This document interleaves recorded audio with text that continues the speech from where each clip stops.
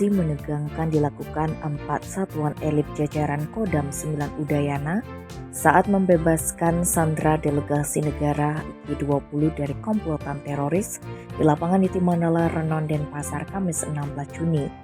Bahkan pembebasan itu disertai peledakan markas teroris yang menggentarkan lingkungan sekitar perkantoran di kawasan Renon.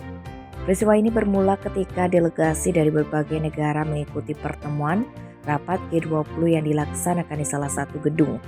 Namun di tengah-tengah rapat tersebut, tiba-tiba terjadi upaya penculikan oleh beberapa pria bersenjata.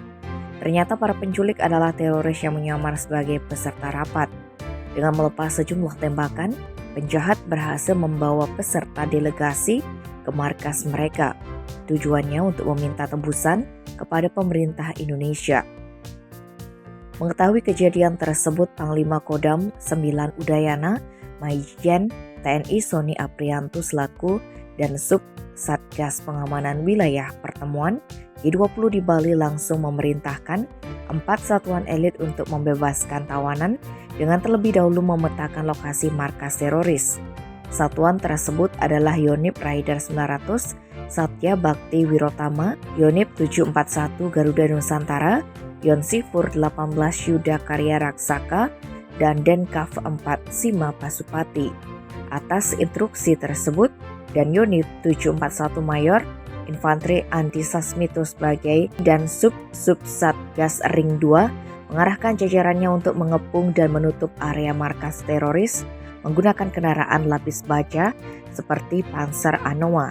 Selanjutnya, tim Bright dari pasukan Yonif Raider 900 dan tim Escape dari Detasmen Kavaleri 4 menyerbu ke ruangan markas dan menyerang teroris.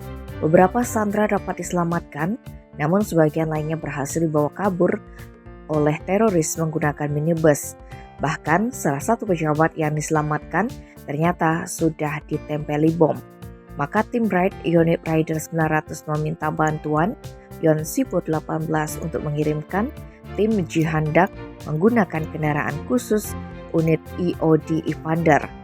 Semua sandera akhirnya berhasil diselamatkan dibawa ke safe house oleh Denkav 4. Upaya pengamanan diakhiri dengan penghancuran markas teroris yang diduga menjadi tempat penyimpanan bahan peledak.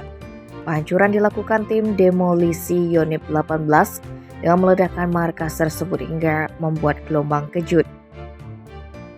Semua kejadian di atas adalah bagian dari simulasi atau demonstrasi pengamanan KTT G20 yang akan berlangsung di Provinsi Bali pada Oktober mendatang. Tim Bali Express melaporkan.